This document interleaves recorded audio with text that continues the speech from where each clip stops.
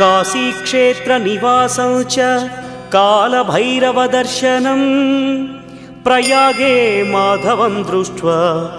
एकबिल्वं शिवार्पणम् इन्दुवारे व्रतं स्थित्वा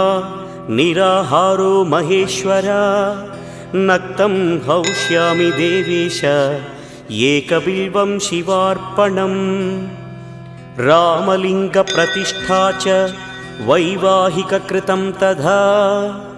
तटाकादि च सन्तानम् एकबिल्वं शिवार्पणम् अखण्डबिल्वपत्रं च आयुतं शिवपूजनं कृतं नाम सहस्रेण एकबिल्वं शिवार्पणम् उमया सह देवेश नन्दिवाहनमेव च भस्मलेपनः सर्वाङ्गम्